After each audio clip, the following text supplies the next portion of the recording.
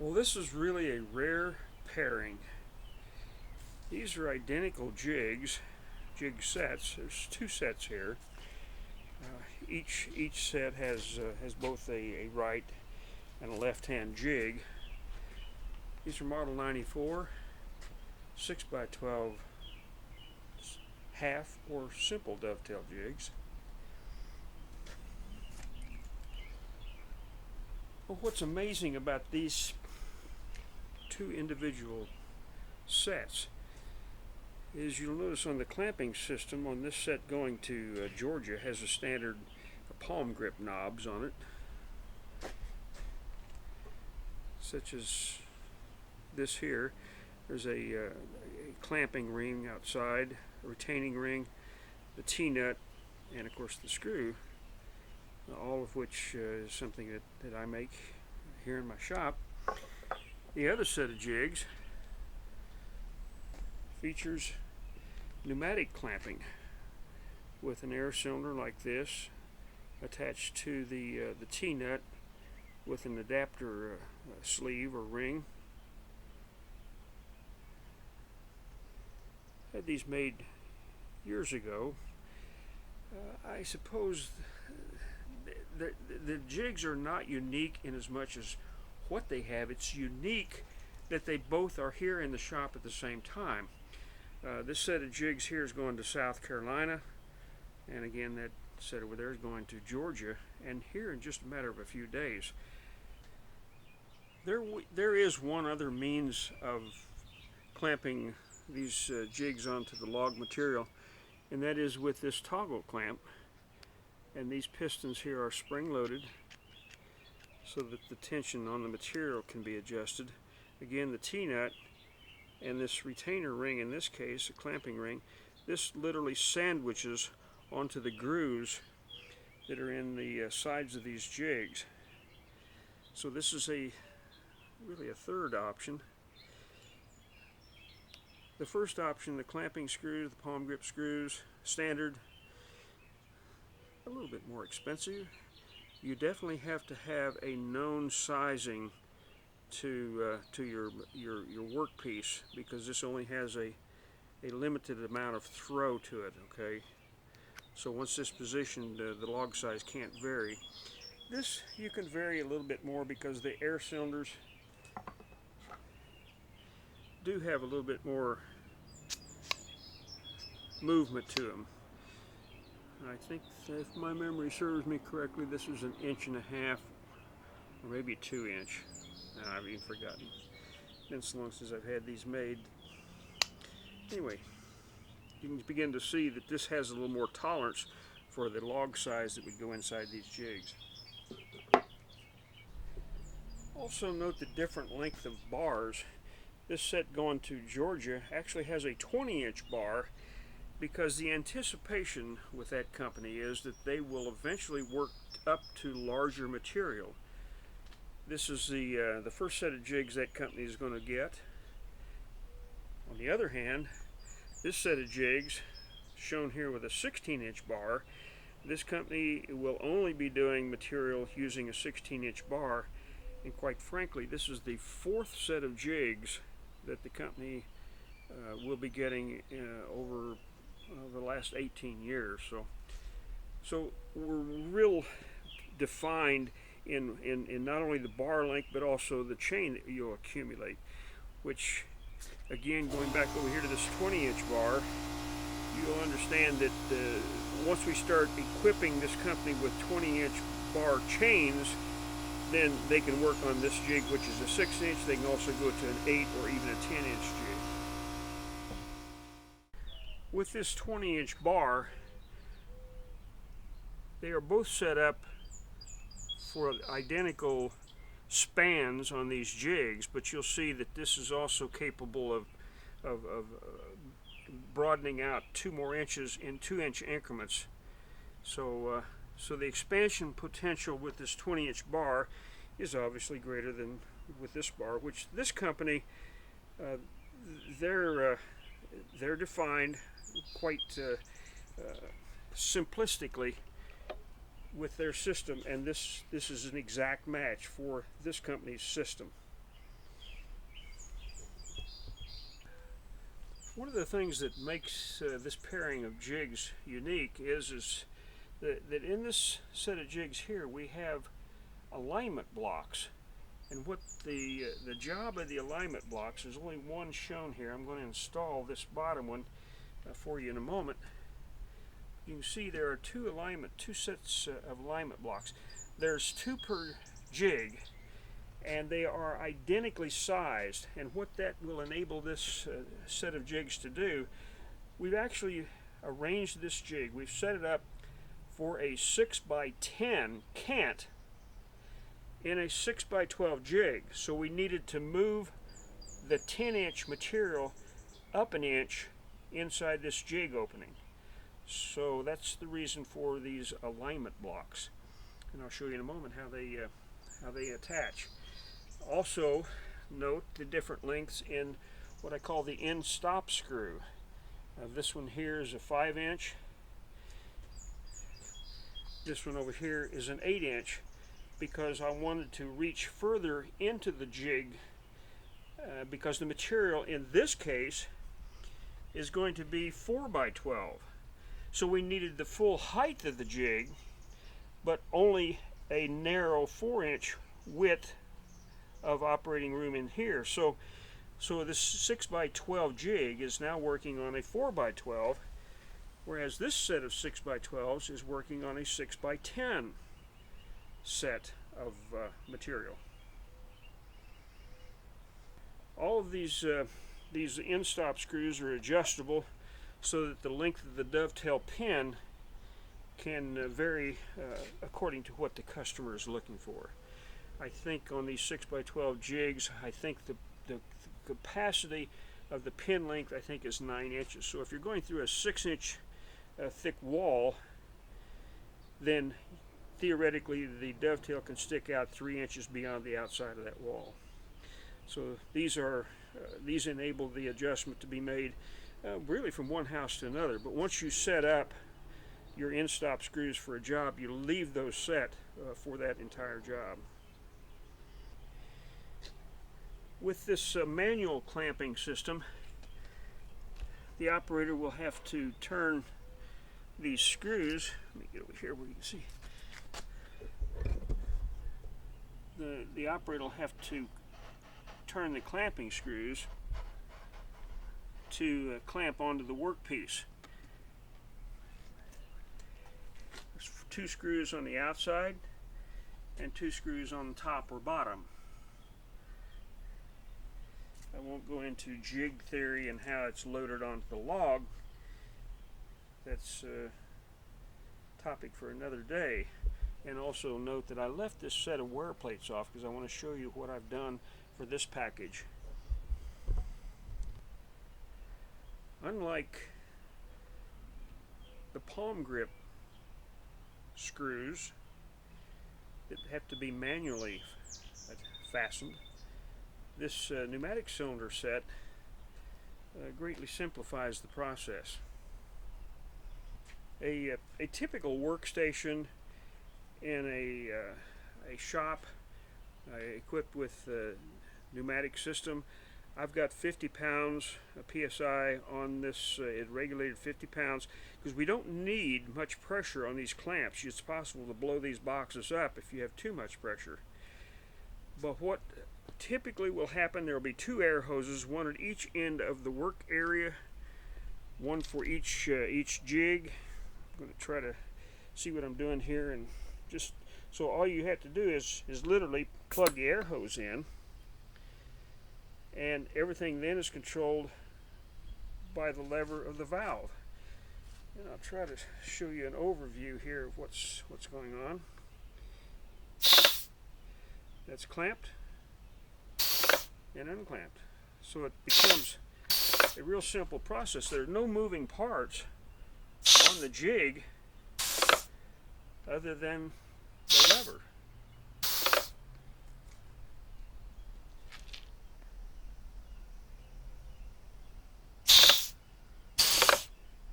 If you can see these little pistons coming in, they will hit atop of a tongue, whereas the side clamps that have been lengthened a couple inches because the material in this case, this is for a 4x12.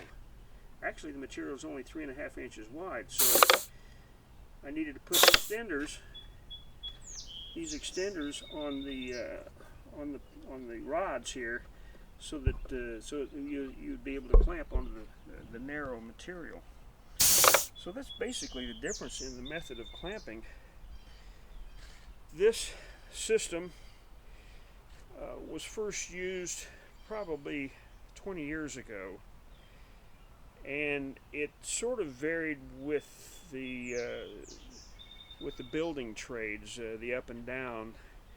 But I will say this much, that the jigs, all of the jigs that have gone out of here in certain sizes, but certainly the 6x12 size, all are prepped for the attachment of the valve, the routing of the air hoses through here, and even if you could see the holes down in below there. So these jigs are prepared for air cylinders. The air cylinder system can be attached, installed in the field. Again, on this air hose configuration, if you're in a shop, I would suggest suspending the air hoses from overhead, coming down so that there's no hose to trip over, and clamping probably save you 20 to 30% downtime during a day. Expensive? Perhaps. But you also have to realize that there's no moving parts on the jig. Unlike this set over here, the T-nuts are likely to begin failing. They are the weak link, and they'll begin to fail anywhere from 6 months to a year. And it's a low dollar item rather than breaking the jigs. Again, you want to use low pressure on here because you don't want to explode the jig sets. It gets rather expensive to repair. Mention on this set here, these are wear plates. This is the surface that the chainsaw attachment will ride on. These are shoulder pads. All these are replaceable, both on the top of the jig and of course on the bottom of the jig. Now on this set of jigs here, I've got a fixed thickness. These are one piece. There's 5 screws holding these plates on here, these wear plates. Whereas on this system over here, because I set the job up for 6x10s, if we take and remove these blocks in here, these alignment blocks, and remove this outer layer of 1/8 or 1/8 inch wear plate, then this inner layer will be sized to do most machined 6x12 wood on wood. Now what the customer here is going to be doing is going to be using the 6x10 logs with 1.5 inch space, a chink space. So the jigs are quite complementary to a variety of configurations. These particular jigs can go down to a 9-inch wood on wood stack height, and I have gone up to a 16-inch, which would be a 12-inch log with a 4-inch chink space. It's the same jig, just the wear plate package changes.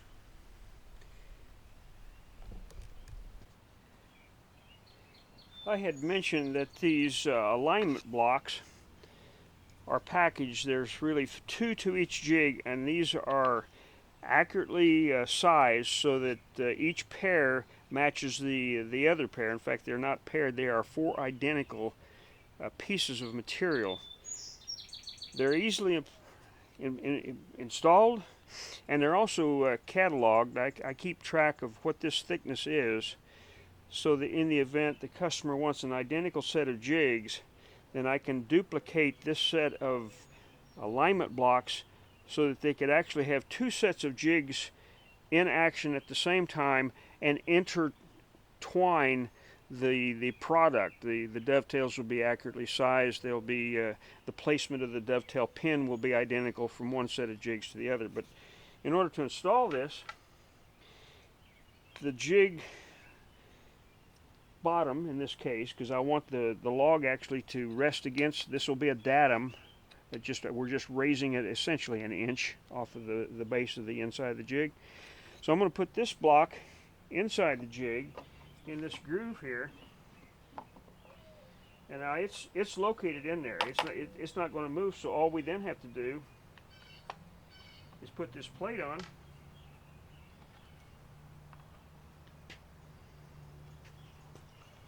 Let me reach for my screwdriver here.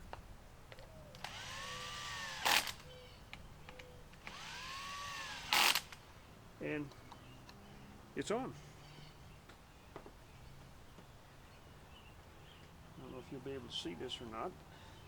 We'll give it a shot.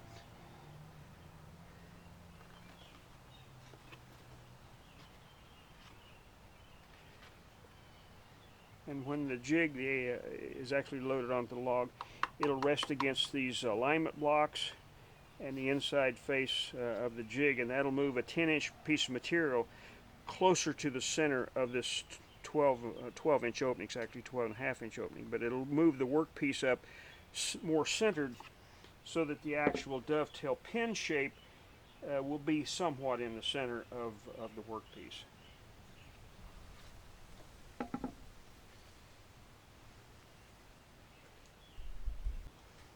I had mentioned a while ago that on this set of jigs, I've actually got 2 layers of wear plate. This piece alone would size a wood-on-wood 6x12, let's say a double tongue and groove that stacks out about 11 1/4. Then that's what this set alone would require. This set of wear plates here. If you happen to nick this with a chainsaw, of course, it's replaceable. Now, what I've done for this company, because they're going to be doing 6x10 logs with an 1.5 inch chink space, then that's the bottom of log to bottom of log or center to center. And rather than using this, in this case, a thick spacer, I've elected to put a 1/8 of an inch thick wear plate on the outside.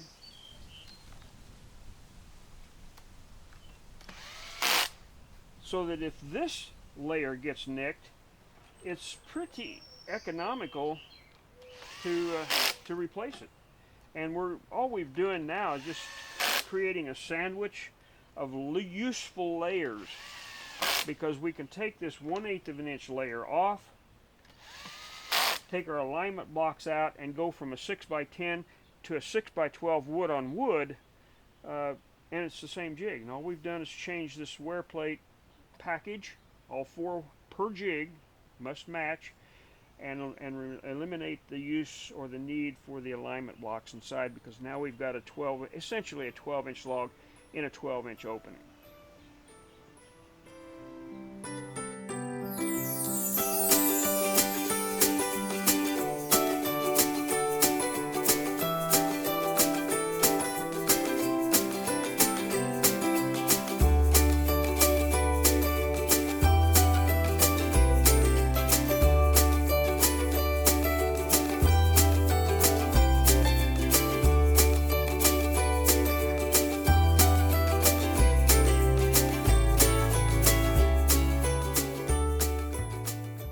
Years ago, when I did a lot of work out on job sites, I was always having other workers go and fetch these jigs for me, and I'd say, I need a right or I need a left. And I started making the jigs with this laser cut R or an L, because in sunlight on the subfloor you can look across the subfloor, and because of the shadows it was easier to identify a right or left jig, because just looking at the jig it's hard to identify them. So when you're sending somebody after a piece of equipment, downtime is critical. So I started having these on what I call the end stop screw. R for right, and if you're looking from the outside of the house, here's your right hand jig with the notch that would look to be on the right, versus take this one here, versus a left-hand jig, and of course a left-hand notch.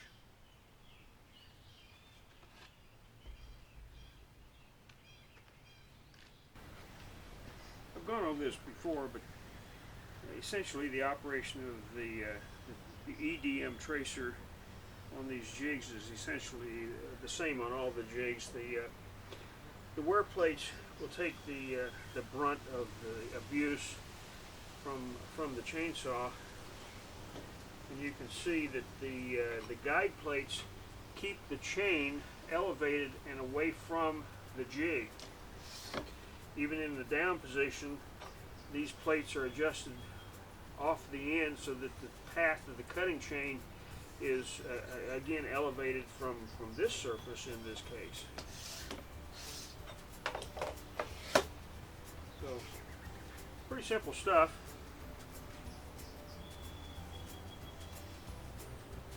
I think the longest bar I've worked on has probably been in the 30-inch range, 34 I believe. Typically 16 to 20 inch is a real common bar length. The guide plates will fit on any bar, even up to 6 foot if you want to go that long. Some of the smaller carving bars, we have a little bit of difficulty sometimes putting the spacing of the holes in without getting into the drive link teeth on the chain. So a narrow bar is sometimes aggravating to work with. But anyway, that's the system. Pretty straightforward. That's it.